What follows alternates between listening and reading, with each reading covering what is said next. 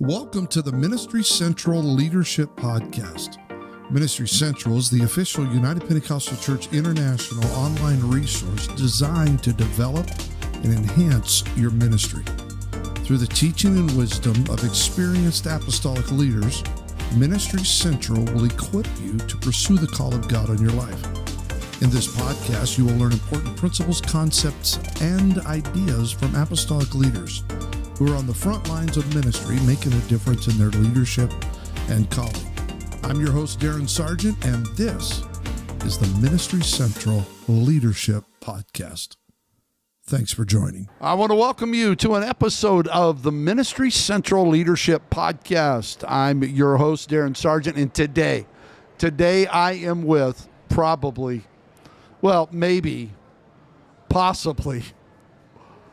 just a great guy all around. And someone just walked by in a chicken suit. I'm sorry, just now. We're at the General Conference of the United Pentecostal Church International, and I am with the one and only Rodney Shaw. It's good to have you, bro. Thank you. I'm with the one and only Darren Sargent. That's right. We're the one and onlys. Looking at grown men in chicken suits. Just walk by. I'm sorry. We're at the General Conference, as mentioned, here in Long Beach, California. I think this is the 80th. Is this the 80th General Conference? I don't know. You should figure that out. I should know this. Well, Brother Shaw is a good friend, a great leader, a tremendous pastor, doing a great work in Austin, Texas. Tell us a little of your credentials, Brother Shaw. Credentials. For those of you, for the one or two that do not know you. Well, like the gospel song says, I've been working for the Lord a long time, and I'm not tired yet. Actually, that's the dumbest song that's ever been. That's like easy like Sunday mornings for the Commodores. The pastor didn't write that. Long story short, I've been at New Life Austin since the beginning of the church, since it was planted. We've been there since the beginning in various roles. Of course, now serving as senior pastor. Yeah. And quite honestly, both of my most recent books, that's where this content really was birthed. Great. It's experiential. It's not really research work. It's just experience work. So that's kind of where we've been. Done some other stuff too, writing, editing. Sure. But pastoring there at New Life You Austin. edited, or you were the editor of the Forward magazine. I was the editor of the Forward, and for 20 years. 20 years? 20 I didn't years, know it was that long. And then I died. They put out this. They were so kind to let you go out to pasture. Yeah, put a honorary issue out just thanking me for the work, and it was like an obituary. It was an obituary. Yeah. When I saw it, the first thing I thought, I hope they're not listening to this. The first thing I thought was, people are going to think I died. The second thing I thought was, they need an editor. They need an editor. True. Well, you've done tremendous work. I want to talk just a little bit. You've got a brand new book out, yes, which I'm going to save to last. But I really want to talk about this book right here, Church Work. We did a master class, the first master class for Ministry Central, and we rocked it. It was awesome. We rocked it, and it was tremendous. You have 12 videos on Ministry Central today. You can still order this. Possibly, in my opinion, one of the best master classes that we put out. Church Work is for how it's basically how leaders and followers work together in the church. And you introduce a concept in this that we talked about a lot in the master class. It's, of course, all over this book, this idea of followership. Yeah. Talk a little to me about, or at us, or with us, or I don't even know. DJ stuff is, I feel like I'm a radio DJ when I do these. Talk to us a little bit about what that term means. How did this come about? What's the intent of this book? And then we'll get into Feed My Sheep. Yeah, church work is me. Church work is basically my theology. I can talk about church work any day of the week in my sleep. Church work was produced, again, from my experience being in a church. And many times I would go to conferences as a young minister working in an assistant pastor role. And there was all the preaching, the programming, everything was geared towards senior pastors. Yeah. And everyone would, be getting fresh vision and plans, what they're going to do when they go back home. And I would always just sit there and think, I know exactly what I'm going to do when I go back home. I'm going to do what I was doing before I came here. Exactly. And whatever the senior pastor wants me to do. Exactly. Yes. And so what I discovered is I used to read a lot of leadership material. I did a lot of leadership development at New Life over the years. So I tried to stay up with all the leadership material that was published by various, all the mainstream people.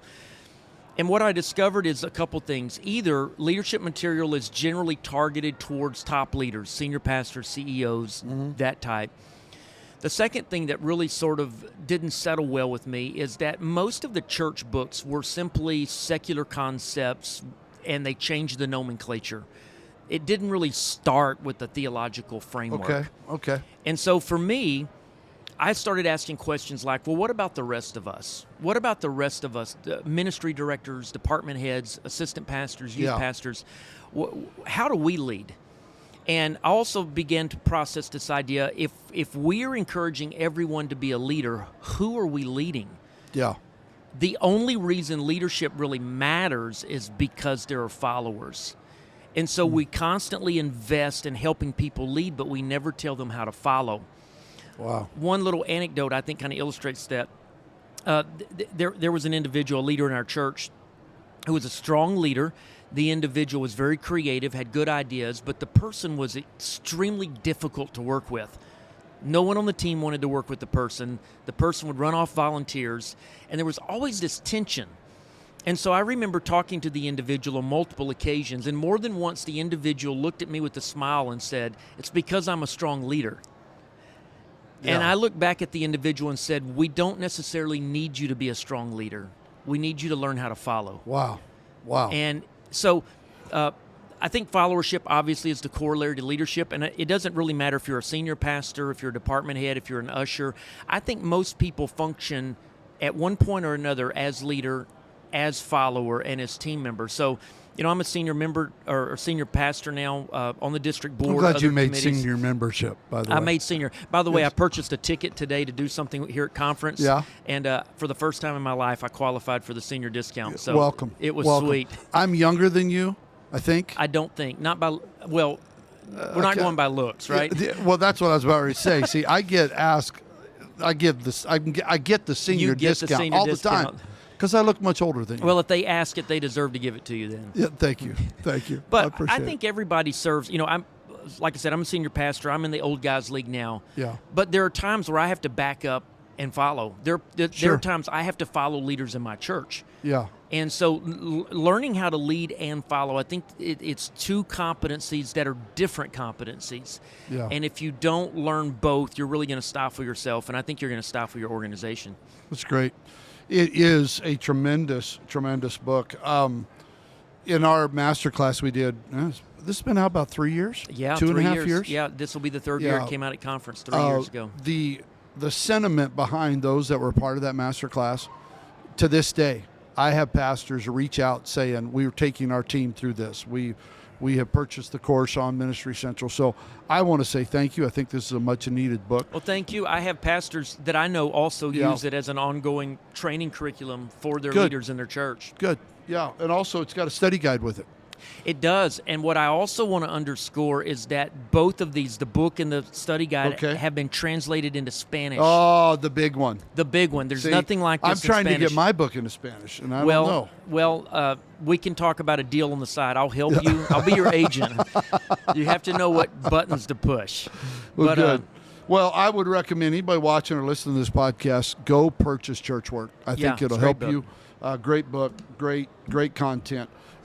New book. I'm very excited about it, man. Feed My Sheep, a handbook for pastors. Much, much, much needed.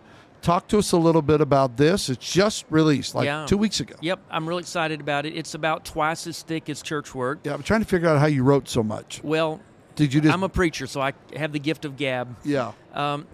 Feed My Sheep is Church Work appeals to all people who are involved in ministry in the local church. Whether you're a Sunday school teacher or pastor, it doesn't matter. Feed My Sheep, of course, is exclusively targeted at pastors. Now, I think there's things in there that would appeal to a lot of ministers in general, but it's targeted towards pastors. There's 30 chapters plus some appendices. And I cover pretty much the full gamut. There's the book opens with some chapters on just philosophy and theology of pastoring, what pastoring is, and then we move to the pastor's personal life. talk a lot of interesting things about there. And then we just get into the various tasks of pastoring. There are exciting chapters on church administration. Exciting There are exciting chapters. If you can make church administration exciting, if you can make it you've exciting, done a great job. But seriously, things that I didn't know when I entered ministry that most people don't know, like how do you read a profit and loss statement? What's the difference in that and a balance sheet? Just practical things. This is so needed, bro. Planning, those sorts of things. But there's also chapters in there on things that people are probably a little more motivated to read. For example, there's 3 chapters on preaching. There's 1 chapter on teaching and kind of contrasting that. Obviously, there's the chapters in there on weddings and funerals and baby dedications. One of the chapters there's 3 chapters that I'm really excited about, and that is 3 chapters on communion. As a movement, we haven't done a lot of reflection on communion. And so I spent 3 chapters on communion. There's an appendix in the back with 53 sermon ideas in it, title, text, and little summary. I'll be picking one of these bad there boys you go. up. Hey, this book is worth the price about Saturday night at 10 p.m. Yeah. So get the book, and when you need it, Saturday night, it's there. 53 sermons in 53 sermons, various occasions, and there's also a couple other appendices. There's one on some stuff to do with weddings, but there's also one on one of the chapters on communion is an appendix. Okay. About how often should we take it, but there's also an appendix. I didn't know where else to put this content, so I put it in the back on suicide. What do you do with suicide? Wow. So it's a full breadth book that says a lot about pastoring. And actually, one more thing, and then I'm interested to see what your questions are. But the preface is called A Little About a Lot. I saw that. Yeah, because I write a little bit about a lot. Okay. Because that's why it's so thick. Although there's 3 chapters on preaching, that's not nearly enough on preaching. Yeah. There's 3 chapters on communion. That's not enough. Each of these topics needs a book in and of itself. However, well, you got some job security ahead of you. I do have some job security, yeah. So we'll keep fleshing it out. But this is sort of emblematic of the pastor's task. And one of the reasons I wrote the book, a pastor has to know a little bit about a lot.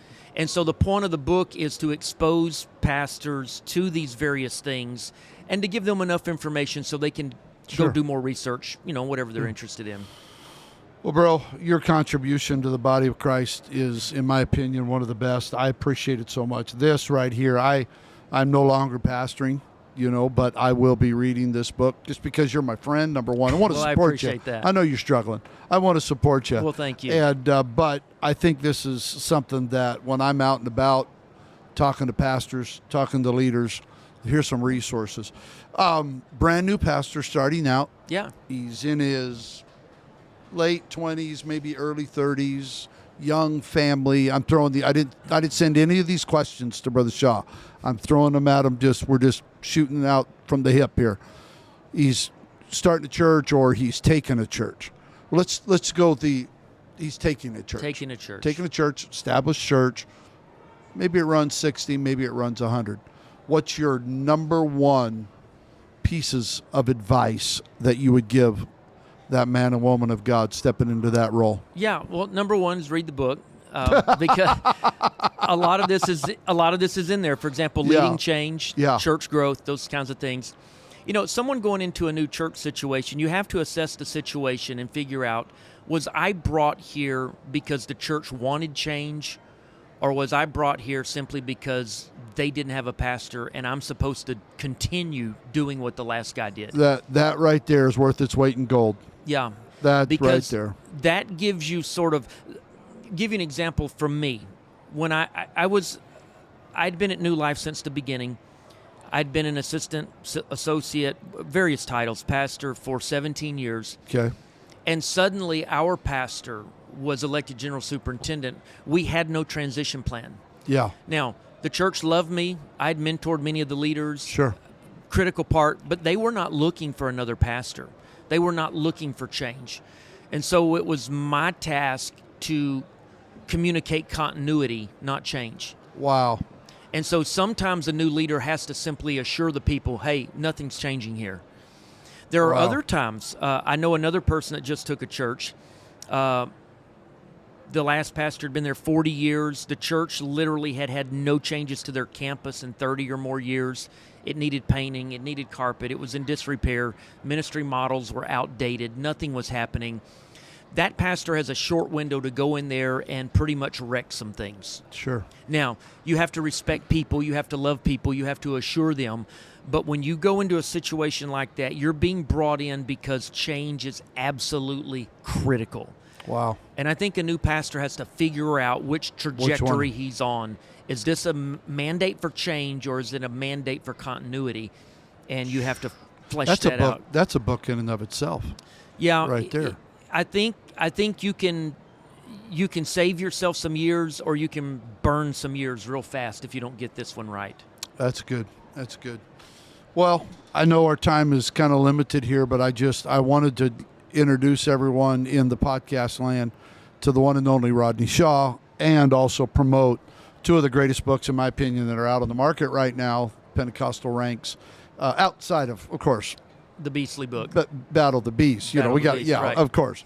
But Church Work and Feed My Sheep, pick them up pronto. Order them, pick them up, get it. You will, especially if you're a pastor, new pastor, and in some way, if you can ever connect with Rodney Shaw, I'd highly recommend it. He's a well of information, knowledge, and wisdom. I appreciate you, my friend. Thank you for taking some time. Yeah, and thanks for having me. Just wanted to talk a little bit about this, and we'll see you again sometime. Amen. Let's do it. All right. God bless everyone. Thanks for tuning in to the Ministry Central Leadership Podcast. We're glad you are a part of it, and we look forward to some future episodes, even with Rodney Shaw. Yes. We'll bring him in. We'll just fly him in. So, thank you for listening to the Ministry Central Leadership Podcast. To learn more, visit us at ministrycentral.com and make sure to follow us on Facebook, Instagram, and Twitter. Please take a moment, help us by sharing and subscribing to this podcast. May God richly bless you. We will see you in the next episode of the Ministry Central Leadership Podcast.